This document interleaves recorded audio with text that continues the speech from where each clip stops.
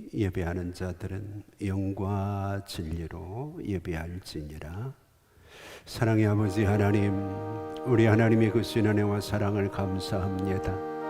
지난 한 주간도 하나님 은혜 속에 살게 하시고 오늘 이렇게 하나님의 성전에 나와서 함께 예배하며 기도하게 하시고 또 하나님 영상을 통하여 하나님 앞에 경배하며 나아갈 수 있는 은총을 주시니 감사합니다. 하나님께서 우리 모두의 마음들을 기억하여 주시고 우리의 정성을 받아 주시옵소서. 오직 하나님께서만 영광을 받으시고 우리 성도들은 영과 진리로 어디에 있든지 온전하게 예배하는 시간이 되게 하여 주시옵소서. 상한 마음들은 위로하여 주시고 병든 육신들은 치료하여 주시고 막혀있는 사업의 문제들은 풀어주시며 성도들의 소원과 기도가 응답되게 하여 주시옵소서. 오늘도 하나님을 향하여 우리의 간절한 소원들을 드리오니 하나님의 보좌에 상달되게 하셔서 믿음으로 은혜의 보좌 앞에 나와 하나님께 간구하는 성도들을 하나님이 꼭 사랑으로 품어 주시옵소서. 이 자리에 함께하지 못한 형제들 어디 있든지 돌아보시고 하나님이 꼭 찾아가 위로하시고 치료하여 주시옵소서. 하나님, 특별히 병중에 있는 형제들에게 하나님이 각별하신 치유와 은총을 더하시고 하나님이 온전히 고쳐 치료하여 주시옵소서. 우리 모두의 정성을 하나님이 기억하시고 온전히 하나님께서 주장하여 주시기를 간절히 소망하오며 예수님의 이름으로 기도하옵나이다. 아멘. 우리 같이 438장 찬양 함께 찬송합니다.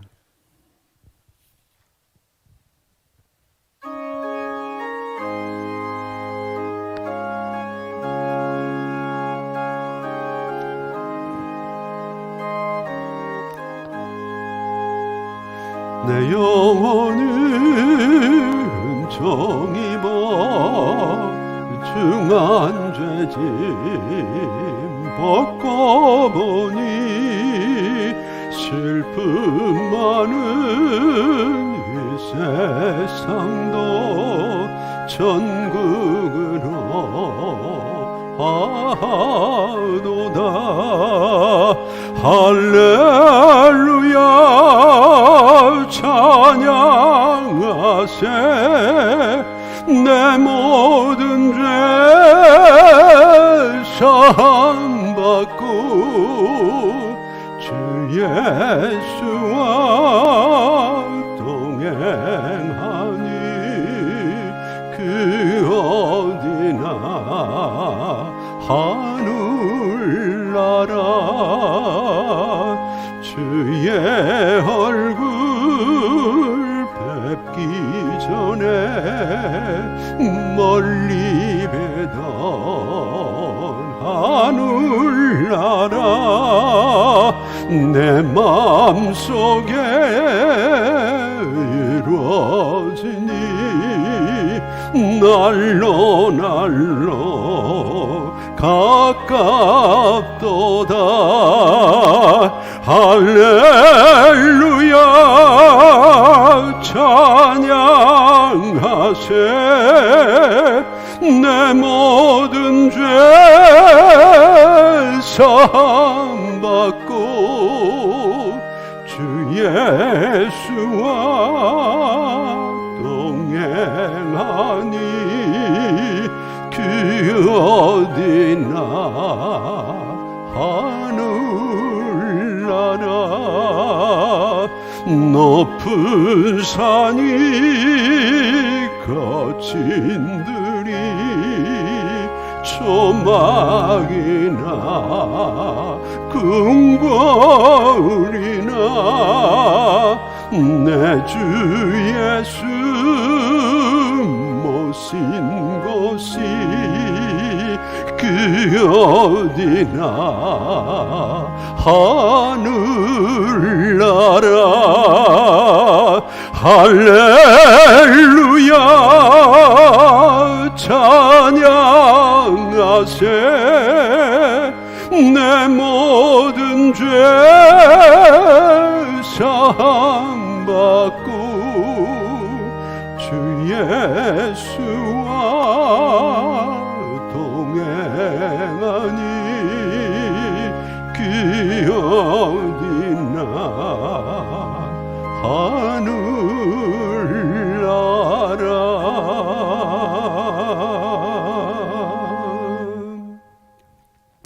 우리 같이 사도신경으로 우리 신앙을 하나님께 고백합니다. 나는 전능하신 아버지 하나님 천지의 창조주를 믿습니다.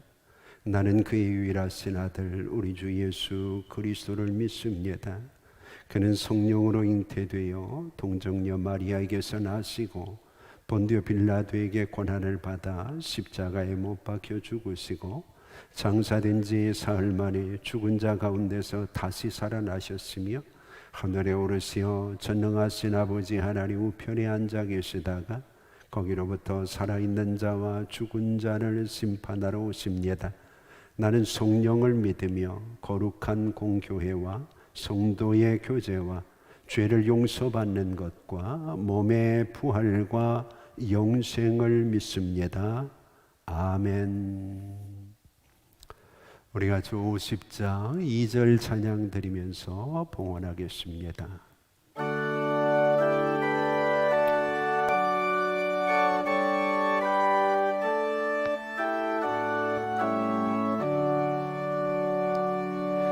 내게 있는 모든 것을 겸손하게 드리네. 세상 욕심 멀리하니 나를 받아 주소서. 주께 드리네. 주께 드리네.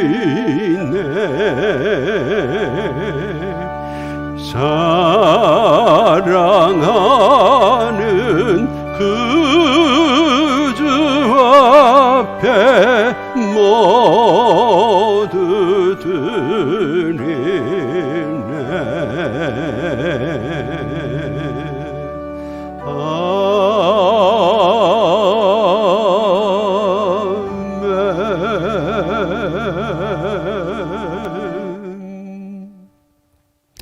사랑의 하나님 감사합니다.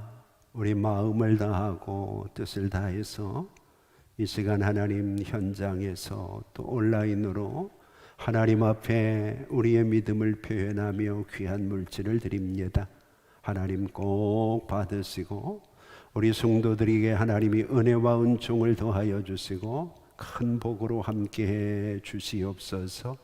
어려운 시대를 살아가고 있습니다. 힘들고 어려워도 세상 바라보기보다 주님 바라보고 주님을 앙망함으로 새 힘을 얻기 원하는 성도들 하나님께서 꼭 이 한 주간도 믿음으로 살아낼 수 있는 힘과 담대함을 허락해 주시기를 소망합니다.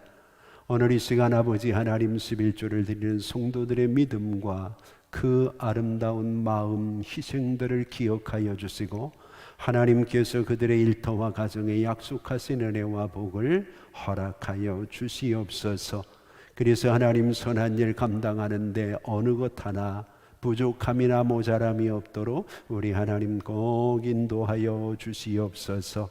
감사한 마음들을 드리는 성도들 그 마음들 기억하여 주시고 감사가 샘이 되게 하시고 감사와 감사의 능력이 강물이 되게 하셔서 저들의 삶을 적시고 이웃들에게 하나님이 저들을 통하여 역사하심을 보이고 나타낼 수 있도록 인도하여 주시옵소서. 하나님 목적을 가지고 하나님 앞에 선하게 봉사합니다. 선교하며 구제하며 어려운 이웃들을 돕고자 하는 그 마음들을 하나님께서 연락하여 주시고 은혜와 은총과 큰 복으로 꼭 함께하여 주시옵소서. 아버지 하나님, 이 시간 주일헌금을 드리며 목장헌금을 드리며 성미를 드리며 일용할 양식으로 헌신하는 사랑하는 동역자들, 하나님께서 그들의 삶까지 연락하여 주시옵소서. 아울러 하나님, 오늘 예배위원으로 봉사하며 안내하며 영접하며 또 반주하며 영상으로 봉사하며 음향으로 애쓰고 수고하며 예배를 위해 온전히 헌신하는 성도들에게 은혜와 복을 주시고, 하나님, 오늘도 교육기관들이 모여서 하나님께 예배할 수 있도록 인도하시고, 애쓰고 수고하는 교육자들과 교사들에게 하나님이 지혜와 건강과 은총을 더하여 주시옵소서. 함께하지 못하지만 하나님을 사랑하고 사모하는 마음으로 영상으로 예배하며 온라인으로 헌금하는 우리 성도들, 그 정성도 연락하여 주시고, 이 한 주간 어디 있든지 우리 성도들이 하나님이 주시는 은혜와 은총으로 건강하고 행복하도록 역사하여 주시옵소서. 하나님, 우리 모두와 함께 해주심을 감사하오며 예수님의 이름으로 축복하며 기도하옵나이다. 아멘.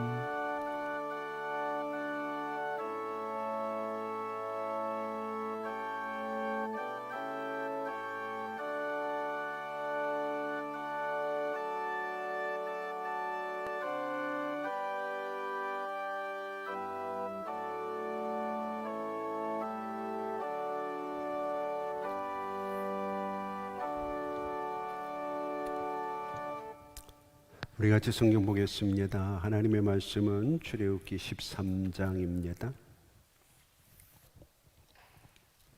출애굽기 13장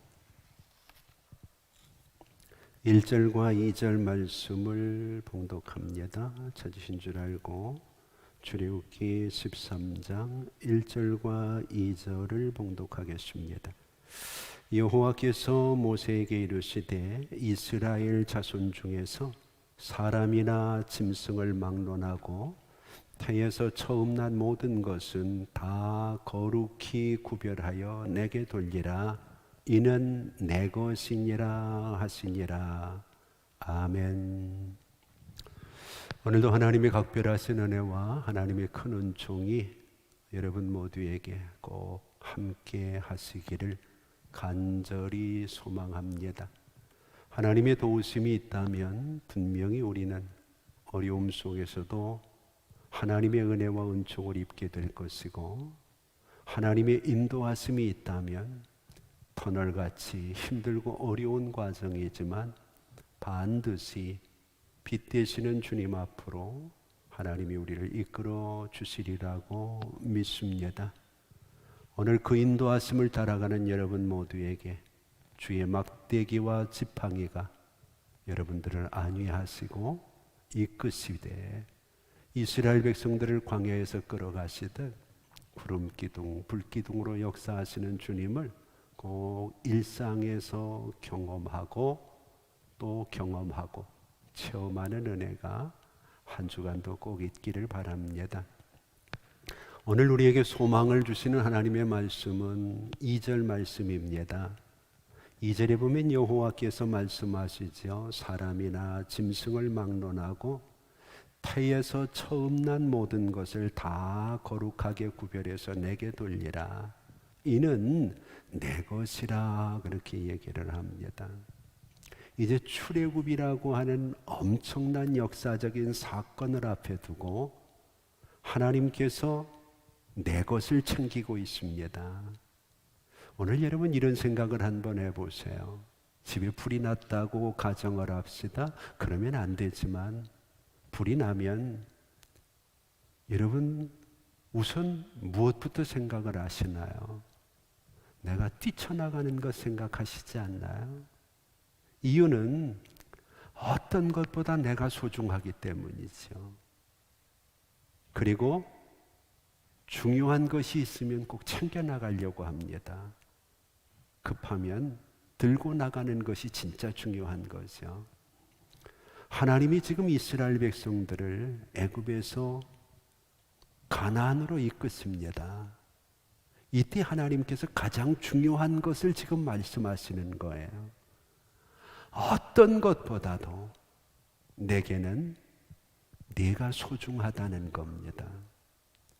그래서 하나님이 다른 거 다 두고 나가도 내 것인 너는 데리고 나가겠다는 거죠.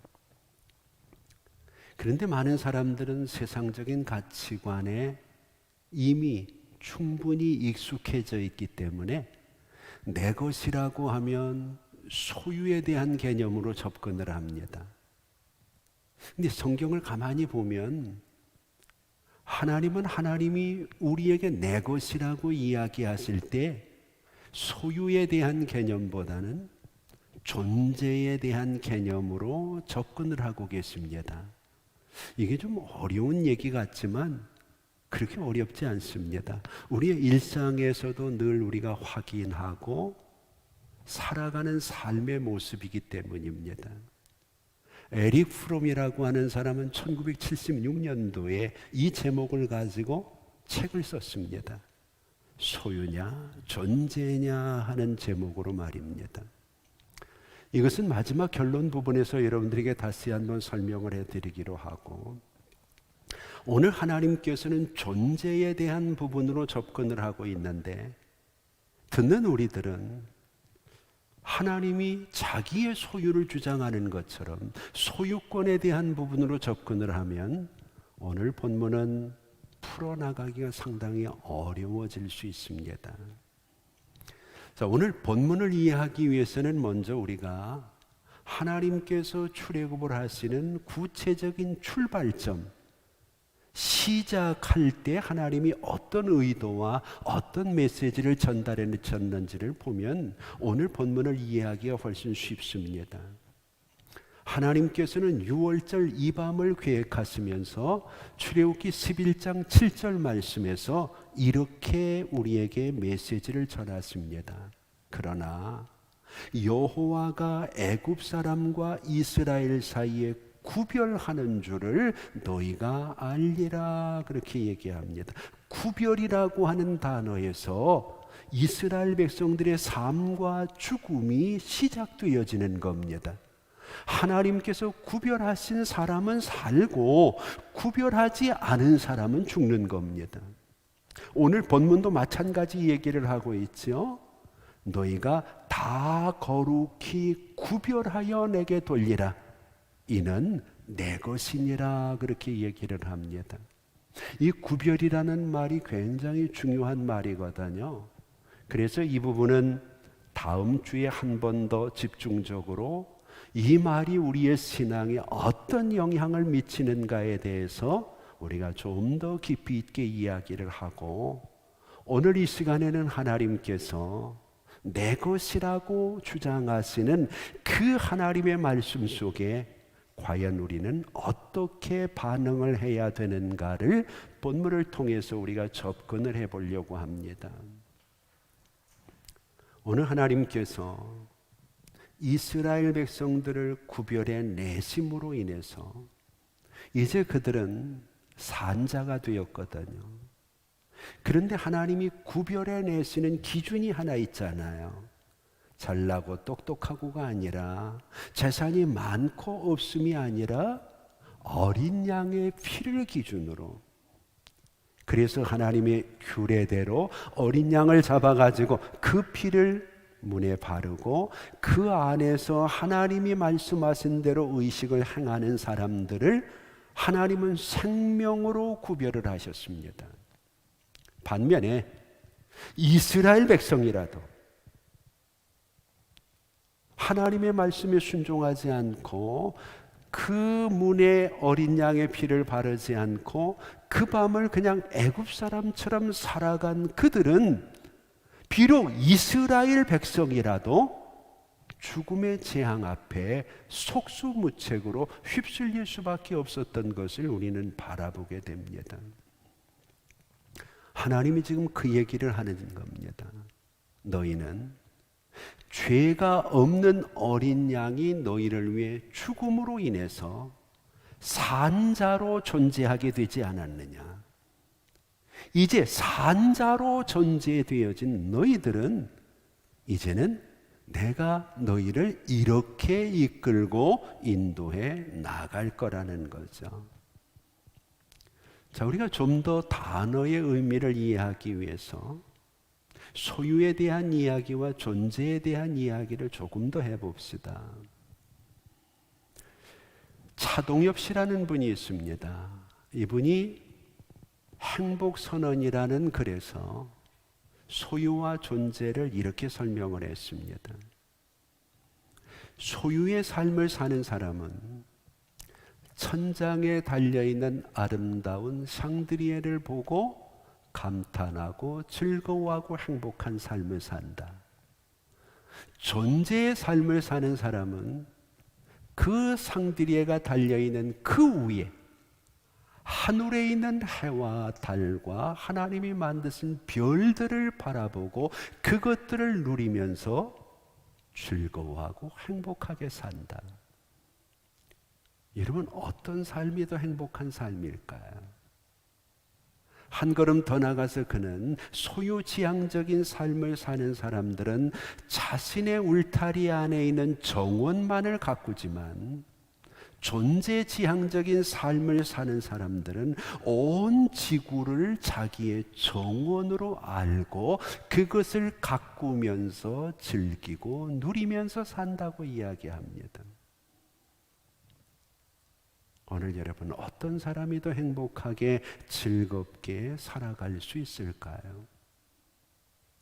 자, 이것이 실감나지 않으면 여러분들의 실생활에서 한번 찾아봅시다. 오늘 이 시간 여러분들이 이곳에 나와 있지만 여러분들은 늘 매일 소유와 존재의 삶 사이에서 갈등을 느끼며 삽니다. 예를 들어서요, 내가 사업을 하거나 직장에 나갑니다. 이때 우리는 돈이라고 하는 것, 이익이라고 하는 것, 효율이라고 하는 것에 얽매이게 됩니다. 그래서 계약을 하죠. 여러분들이 직장을 찾을 때에는 돈을 많이 주는 기업, 내가 편하게 일할 수 있는 기업, 내가 원하는 꿈과 비전들을 성취할 수 있는 기업, 뭐 이런 조건들을 가지고 그 기업과 계약을 맺어서 거기 나가서 일을 하게 됩니다. 그러면 반대 입장에서 사용자나 관리자 입장에서는 어떨까요? 그 반대 생각을 하지 않겠습니까? 어떻게 하면 돈을 적게 주고 효율적으로 더 많은 시간 봉사하게 할 수 있을까? 그를 통해서 내가 원하는 이익을 얼마나 더 창출할 수 있을까? 그래서 투자를 하고 관계를 맺는 거잖아요. 이 두 개의 관계가 요구 조건이 맞아떨어지면 우리는 계약을 하게 되고 그 직장에 내가 출근을 하고 그 사람은 나를 고용을 하게 됩니다. 반면에 이 관계가 틀어졌어요. 내가 원하는 만큼 보수를 주지 않고 또 내가 원하는 만큼 그가 일해주지 않아요. 이러면 관계가 깨지게 되는 겁니다. 그러면 어제까지 내가 나가던 내 가장 귀한 직장을 오늘은 바꿀 수가 있는 거죠. 이게 소유 중심의 우리의 삶이라고 할 수 있어요. 자, 그런데 이게 180도 바뀌는 순간이 있습니다. 여러분들이 직장의 일을 마치고 사업의 일을 정돈하고 가정으로 돌아옵니다. 이 가정으로 돌아오는 순간 우리는 소유 중심이 아니라 존재 중심의 사고를 갖게 됩니다. 여기서는 이익을 창출하려고 하지 않습니다. 내가 뼈 빠지게 그렇게 나가서 욕먹어 가면서 힘들게 번 돈을 몽창 다 주고도 더 주지 못해서 미안해합니다. 내 입에 무엇을 넣는 것보다, 내가 즐거운 것보다 내 아내, 내 남편, 내 자신이 내 자식들이 행복해 하는 것을 내 행복으로 생각을 합니다. 그들이 존재해 주는 것만, 그들이 그곳에 있는 것만, 그들과 함께 하는 것만도 내게는 행복이고 기쁨입니다. 계약서를 작성하나? 이익이 없다고 깨트릴 수 있나요? 심지어 그 가족의 구성원인 자녀들은 냉장고 문을 벌컥 열고 외칩니다. 왜 우리 냉장고에는 과일들이 없는 거야?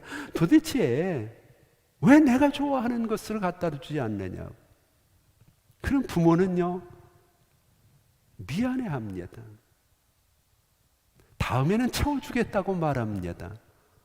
쥐가 나한테 뭐 한 게 있다고 내가 그렇게까지. 소유 중심이 아니기 때문이라는 거예요. 여러분, 신앙생활을 할 때 구원이 소유 중심인가요? 존재 중심인가요? 바리새인은 구원을 소유 중심으로 해석을 했어요. 그래서 나만 가지면 되는 것처럼. 세리는 무시하고 다른 사람들은 구원에 들어오는 것에 대해서 좋아하지 않아요.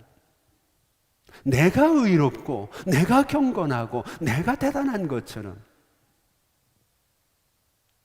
근데 예수님은 어떤가요? 여러분, 우리가 구원을 받는 것은요, 요한복음 1장 12절에 있는 것처럼 우리의 존재가 바뀌는 거예요. 예수를 영접하면 하나님이 자녀가 되는 권세를 준 거죠. 자녀가 아니었던 사람이 자녀가 되어지는 거예요. 그래서 예수님이 우리를 구원하시는 이유는 한 가지예요. 내가 너희 안에, 너희가 내 안에 있어야 된다고 말하잖아요. 오늘 우리의 가정이 존재 중심의 가정이 되어지면 서로를 위해서 뭔가를 더 해주려고 노력을 하고 더 그들을 행복하게 하는 것이 내 행복이라는 걸 알아요. 근데 언제부터인가 가정도 신앙도 소유 중심이 돼버리니까 내게 유익이 없으면 계약이 깨지는 사회와 다르지 않아요. 오늘 지금 주님이 내가 너희를 위해서 이렇게 했으니까 너희는 이제 내 종이다, 내 노예다, 내 소유다, 주님이 이렇게 말씀하시는 게 아니라는 거예요. 오늘 주님은 내가 너희를 구별하기 위해서 이스라엘 백성들에게는 어린 양을 희생했지만 바로 너희들에게는 어린 양이신 내 아들 예수 그리스도를 희생하지 않았느냐. 그러므로 너희는 이제 내게는 내 아들보다 귀한 존재가 됐다는 거야. 이것을 너희가 좀 알라는 겁니다. 오늘 여러분, 이스라엘 백성들은 이제 노예가 아닙니다. 이스라엘 백성들은 더 이상 바로에 의해서 이방인 취급을 받는 사람들이 아닙니다. 하나님의 백성이고 하나님의 자녀고 하나님께서 그들의 보호자가 되셨다는 거죠. 자, 이것을 우리가 좀 더 실감나게 표현하는 성경이 있어요. 내 것이라고 하는 하나님이 존재론적인 면을 증명하는 성경. 성경 도처에 대단히 많은 말씀들이 있지만 특별히 이사야서 43장을 한번 보면은요, 여기 하나님이 두 개의 중요한 단어를 사용하셔요. 1절을 한번 볼까요? 이사야서 43장 1절입니다. 내가 너를 구속하였고 내가 너를 지명하여 불렀나니 너는 내 것이라. 똑같은 내 것이라. 우리의 존재가 달라졌다는 것을 설명해. 여기에 하나님이 사용하시는 두 개의 단어가 구속이라는 단어와 지명이라는 단어예요. 자, 구속이라는 말은 값을 치렀다는 거예요. 하나님의 것으로 만들기 위해 구약에는 어린 양, 신약에는 예수 그리스도를 통하여 우리의 죄값을 치른 게 우리가 얻은 구속이라는 거예요. 그 다음에 지명이라는 말은 초점을 맞춘다는 거예요. 포커스를 맞춰가는 거예요. 이제는 하나님의 관심이 내게 맞추어졌고 하나님이 값을 지불하고 사셨기 때문에 우리가 이 땅 위에서 어떤 일을 하든지 하나님께서는 관심을 가지고 우리를 바라보고 지켜보신다는 거죠. 오늘 우리가 바로와 애굽에서 천대받고 멸시받던 그들을 위해서 어린 양의 값을 치르고 그들을 구별하셨기 때문에 너는 내게는 너무 귀한 존재라는 것. 오늘 우리도 동일하다고 말씀을 드렸죠. 재미있는 것은요, 이스라엘 사람이라도 하나님이 값으로 치르신 어린 양의 피와 관계가 없으면 그냥 애굽에서 죽는 겁니다. 하나님이 내 것이라고 말씀하시지 않는다는 거죠. 자, 우리가 좀 더 깊은 얘기를 해봅시다. 베드로전서 2장 9절부터 10절은 우리의 존재를 이렇게 설명합니다. 택하신 족속이요, 왕 같은 제사장들이 거룩한 나라요, 그 소유된 백성이라. 절대로 하나님은 우리를 막 부려먹으려고, 우리가 대단히 가치 있기 때문에 하나님이 우리를 써먹으려고 부른 게 아니라는 거예요. 소유의 개념이 아니라 존재의 개념으로 주님이 다가오셨어요. 그러면 우리도 신앙생활을 소유의 개념이 아니라 존재의 개념을 가지고 다가가야 되지 않겠어요? 지금 이스라엘 백성들에게 그걸 요구하고 계시는 거죠. 우리가 이사야서 43장을 좀 더 봅시다. 그러면 왜 하나님은 우리를 구속하시고 지명하셔서 내 것이라고 얘기를 했는가?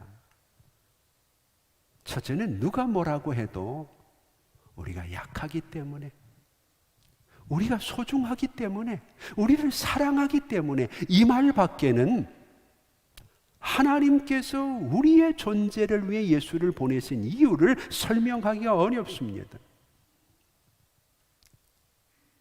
이사야서 43장을 계속해서 2절 말씀에 이런 말을 합니다. 너희가 물 가운데로 지날 때 내가 너희와 함께 할 것이라. 강을 건널 때 물이 너희를 침몰하지 못할 것이며 내가 불 가운데 지날 때 타지도 아니할 것이요 불꽃이 너를 사르지도 못한다. 그렇게 얘기합니다. 여러분, 일단 내가 소유를 하면은요, 내 것은 소중하기 때문에 내가 지키지 않나요? 내가 보호하고 내가 책임지려고 하지 않나? 하나님이 지금 내가 책임지겠다는 얘기예요. 너를 구속하고 너를 지명하여 예수의 피로 너희를 하나님의 자녀로 만드는 내가 책임을 지겠다는 거예요. 우리의 삶에서 우리를 가장 위협하는 것 중에 하나가 물과 불입니다. 그런데 이 물과 불은 우리 인생에 없어서는 안 될 너무 중요한 거예요. 그래서 결국 심판은 가장 중요한 것을 통해서 하나님의 심판이 다가옵니다. 여러분, 물로 심판받은 첫 번째 심판이 노아의 심판이잖아요. 불로 심판받는 두 번째 심판의 모형이 소돔과 고모라잖아요. 이후에 주님이 다시 오실 때도 불로 심판을 받게 되어 있습니다. 그런데 재미있는 것은요, 이 물과 불이 없으면 우리는 하루도 살 수 없다는 것. 인간이 범죄하면서 우리에게 가장 중요하고 필요한 것들이 우리의 심판의 도구가 되어버리고 말았어요.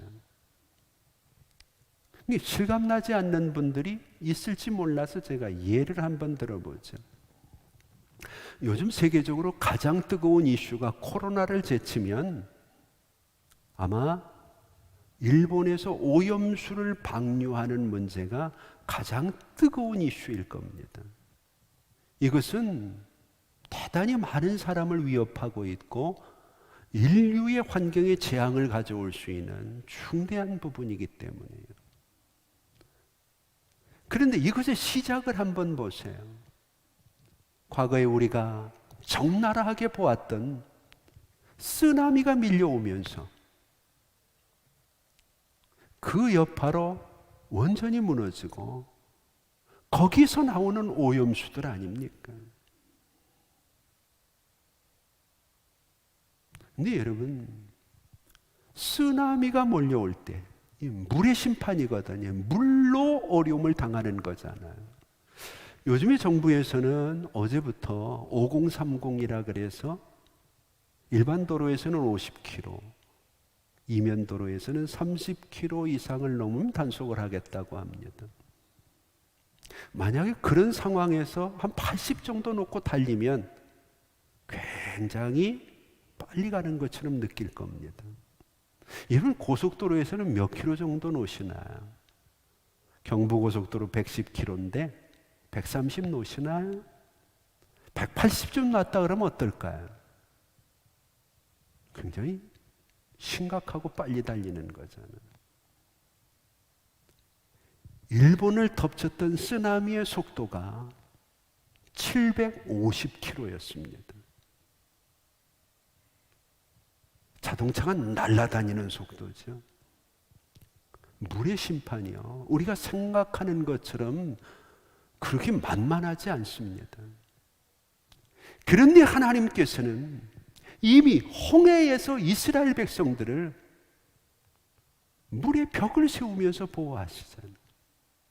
요단강을 건널 때 그 급하게 흐르는 요단 강물에서 그들을 건지시잖아요. 베드로가 물에 빠져서 죽겠다고 아우성을 칠 때 주님은 물 가운데서 그를 건져 지켜주시잖아요. 하나님이 우리에게 너는 내 것이라고 하는 말씀 중에는 이런 극한적인 어려움 속에서 내가 너를 지키겠다는 거거든요. 내 인생을, 내 삶을 책임지겠다는 거거든요. 왜? 너는 소중하니까. 불은 또 어떤가요? 소돔과 고모라 성은 오늘 우리가 실제 보지 못했기 때문에 피부로 느껴지지 않아요. 그런데 하나님이 다니엘의 세 친구를 통해서 우리에게 이렇게 하나님이 보호하시는 것을 설명하셨어요. 그들이 풀무 속에 들어갔잖아요. 풀무는 쇠를 녹이는 불이에요. 얼마나 뜨겁겠어요. 그런데 그들이 들어간 풀무는 보통 풀무보다 성경이 7배나 뜨거웠다 그래요. 쇠를 녹일 수 있는 불보다 7배나 뜨거운 그 불 속에서 하나님이 그들과 함께 그들을 지키시는 거예요. 왜? 소중하니까, 내 것이니까. 그러면 일반적인 풀무를 우리가 천도로 본다면, 물론 그 이상이겠지만, 그 하나님과 함께 들어있던 다니엘의 세 친구가 들어있던 풀무는 적어도 7,000도가 넘는 거거든. 심지어 성경은 그들을 던지려고 하던 자들이 다 죽었다고 얘기를 할 정도. 그런데 그 속에서 머리카락 하나 상하지 않아요. 왜? 내 것이기 때문에. 오늘 여러분, 코로나의 위기가 어렵고 힘들지만 여러분들을 향해 하나님은 너는 내 것이라고, 물 가운데서도 불 가운데서도 내가 너를 책임지고 지키겠다고 확실하게 지금 말씀하시는 겁니다. 그것이 오늘 본문에서 주님이 말씀하시는 너는 내 것이라고 하시는 말씀이에요. 이 말씀이 우리에게 적용되면 우리의 존재가 얼마나 대단한가를 알죠. 자, 그러면 하나님이 그렇게 지키시는 내가 뭐라고, 내가 뭐 그렇게 소중하기에? 너 아닙니다. 이사야서 43장 4절을 보면 하나님이 우리의 가치를 이렇게 매겨요. 내가 내 눈에 보배롭고 존귀하며 내가 너를 사랑하였은즉 내가 내 대신 사람들을 주며 내 백성이 내 생명을 대신하겠다. 자, 이 말을 그대로 우리가 받아들인다고 해도 실감이 잘 안 나요. 그래서 이걸 조금 더 쉽게 번역한 성경을 읽어볼게요. 공동번역 성경은 이렇게 번역을 해요. 너는 내 눈에 넣어도 아프지 않은 나의 자녀, 나의 보석이다. 여러분, 정말 사랑하는 사람, 정말 소중한 자식은 표현할 길이 없잖아요. 뭐라고 표현을 해?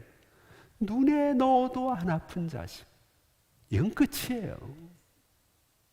하나님이 지금 우리의 가치를, 내가 병들었어도, 내가 나이 들었어도, 내가 사업에 실패했어도 사람들은 너를 가치 없는 존재라고 말하더라도 기준이 있어요. 내 눈에는, 내가 보기에는,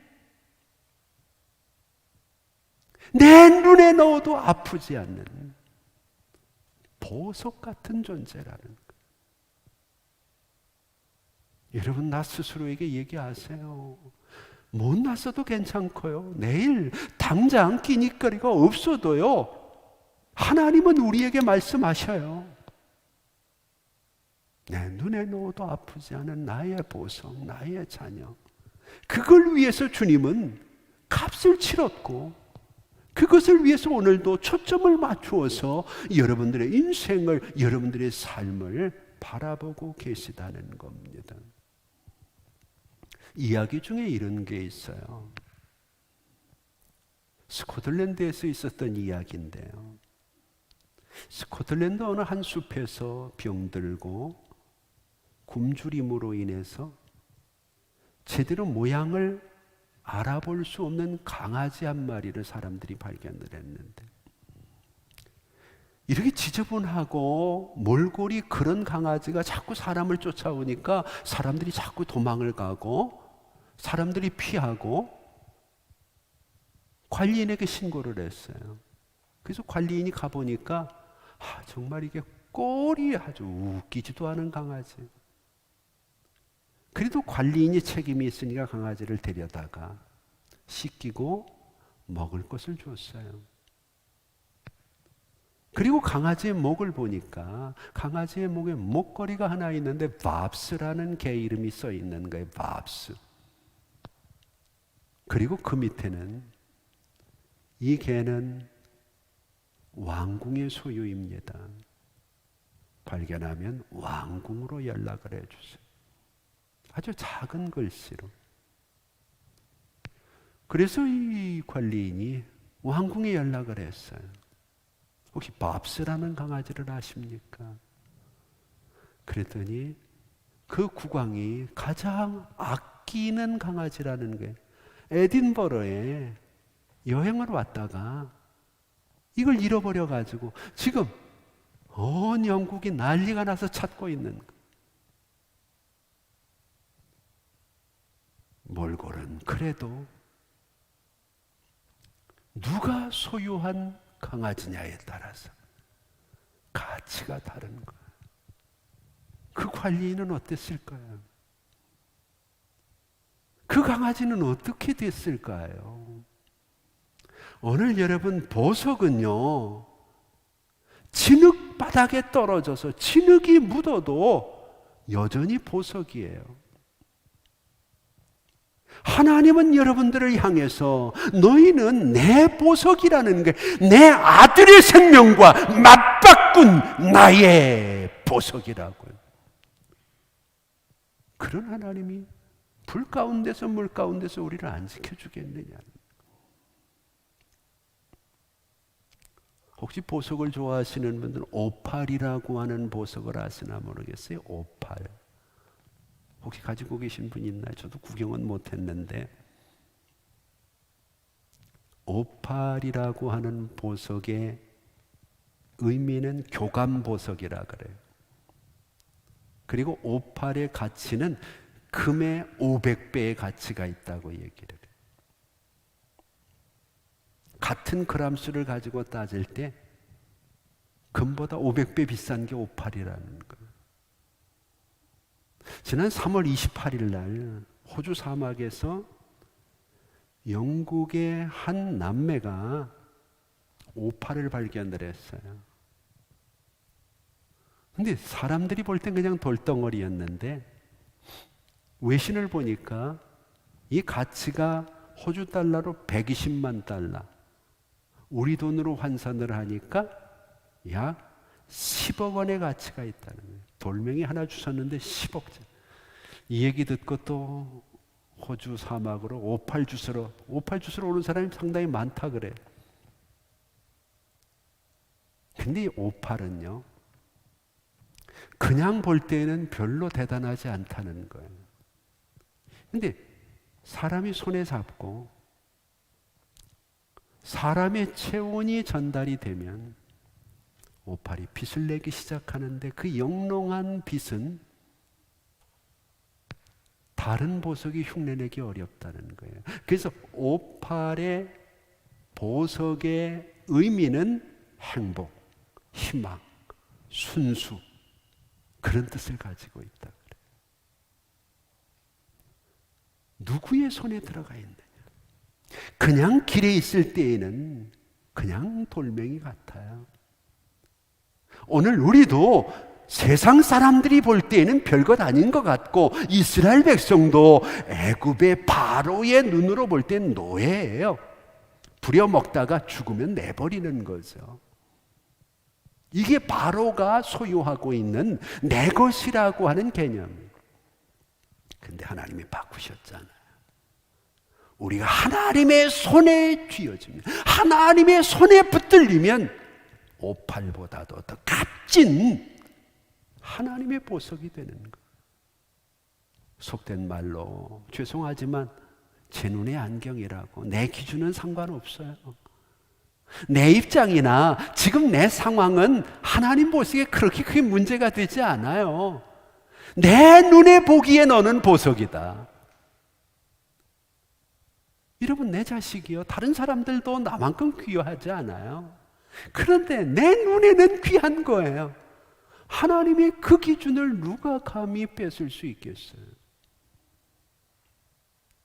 소중하니까. 하나님이 코로나 속에서도 물 가운데서, 불 가운데서 하나님이 구속하고 지명, 그들을 하나님께서 지키시는 것처럼 우리를 지키고 이끌어 갔을 거예요. 스바냐서 3장 17절을 보면 하나님이 우리를 이렇게 표현을 해요. 너희 하나님 여호와가 너희 가운데 계시는데 그는 구원을 베푸실 자라. 그가 너로 말미암아 기쁨을 이기지 못한다. 세상 사람들은 나보고 이제는 별 볼 일 없다고 얘기할 수 있어도요, 하나님은 나를 보고 기쁨을 이기지 못한다. 여러분들의 가치를 절대로 이 코로나 시대에 과소평가하지 말고요, 구속과 지명이라는 단어를 잊어버리면 안 되는 거죠. 자, 이제 결론입니다. 하나님이 지키시고 하나님이 소중히 여기시는, 하나님 보실 때 가치 있는 나는 왜 그러면 그런 가치가 있는가? 이유가 있어요. 이사야서 43장으로 다시 돌아가 보면은요, 7절 말씀이 하나님이 이렇게 얘기를 해요. 내가 내 영광을 위하여 창조하였기 때문에, 내가 내 영광을 위하여, 우리에게 할 일이 있다는 거예요. 여러분, 소유와 존재에 대해서 처음 부분에서 에릭 프롬에 대한 이야기를 했어요. 1976년도에 이 사람이 책을 썼거든요. 그리고 1900년부터 태어나 1980년에 이 사람이 죽었어요. 근데 이 책에서 그는 한 가지 얘기를 해요. 우리가 어떻게 나 자신으로 존재할 수 있는가? 너무나 많은 사람이 내가 아닌 남으로 산다는 거예요.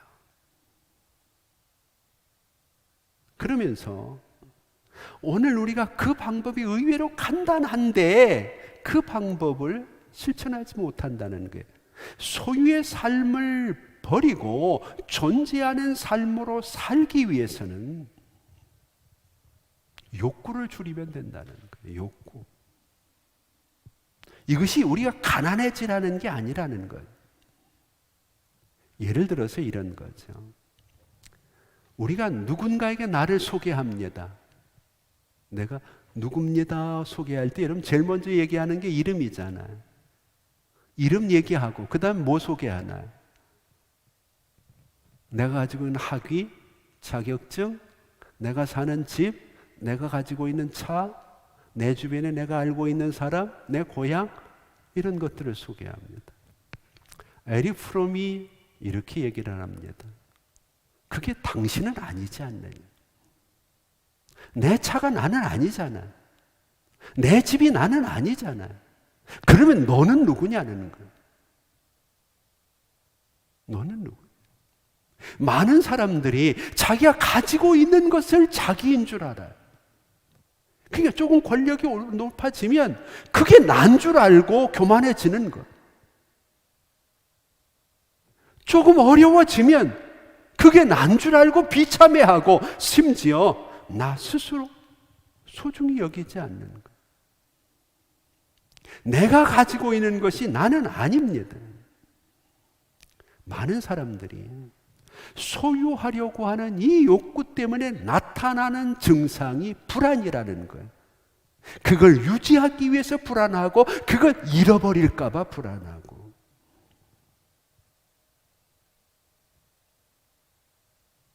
결론 부분에서 그는 이렇게 우리의 사명과 연결을 해요.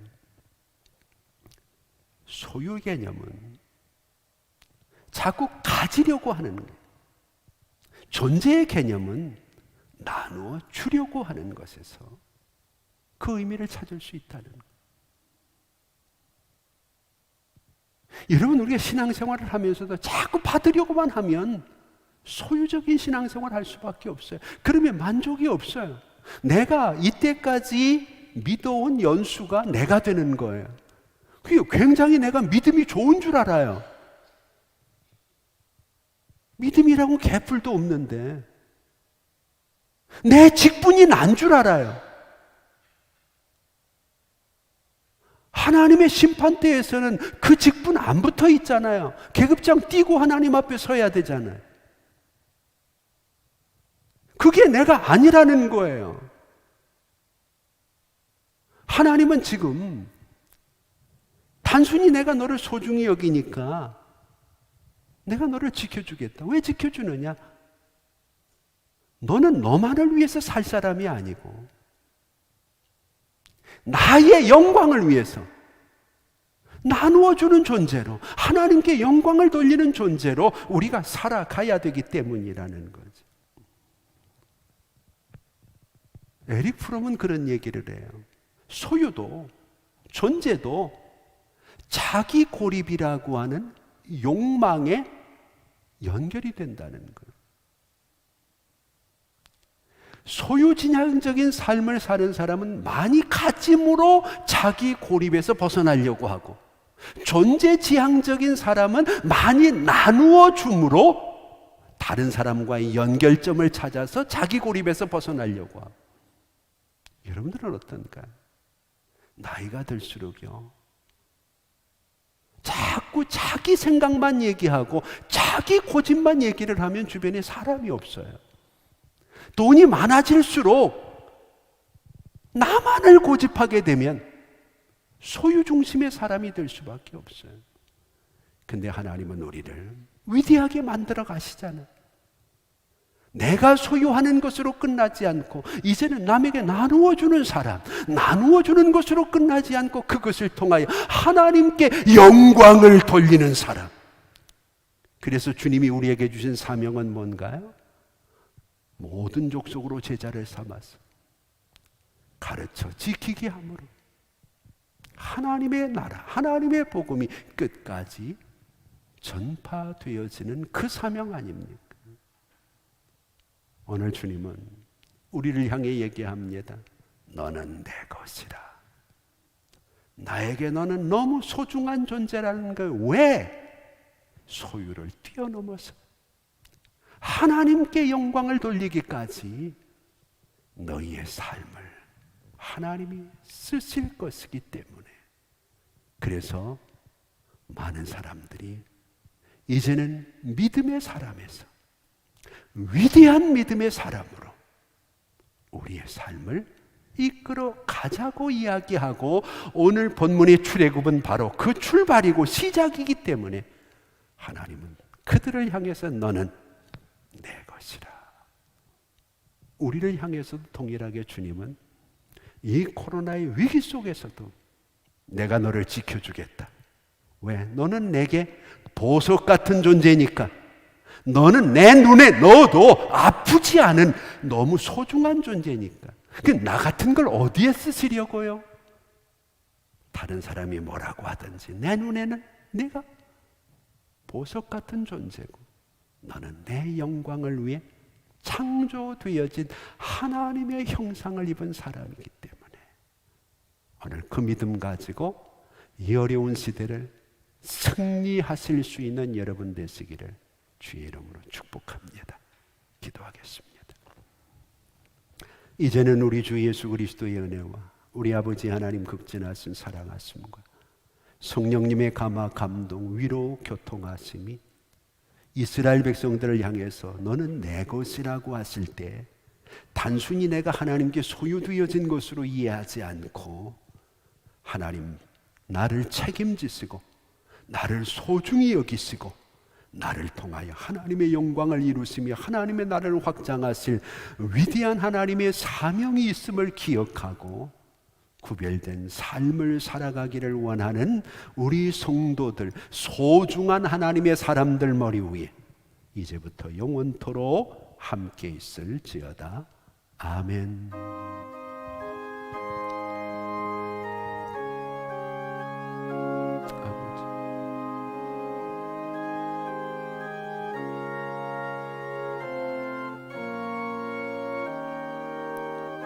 우리 가슴에 손을 얹고 자신에게 이야기합시다.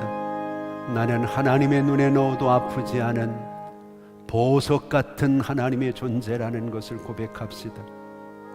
이제는 내가 세상에서 소유 중심의 일을 하고 있지만 내 가정에 존재지향적인 삶을 살아갈 수 있도록 우리에게 깨우침을 주시는 것들을 기억하고 내 주변을 하나님의 귀한 존재로 우리가 존재지향적인 삶을 살아갈 수 있도록 바꾸어 나가는 위대한 하나님의 영광을 위한 삶을 살아가도록 이 어려운 코로나 시내에도 보석 같은 우리를 하나님이 꼭 지켜주실 것을 믿고 하나님 앞에 이 한 주간도 하나님 영광을 위해 살아가는 바울 같은 삶을 허락해 달라고 우리 함께 기도하며 이스라엘의 출애굽이 나의 신앙의 출발이 되기를 사모하는 마음으로 기도하시다 자유롭게 돌아가시고 한 주간도 건강하시기를 바라고 새벽이나 수요일이나 기도하고 예배하는 자리에서 함께 만날 수 있기를 원합니다. 아버지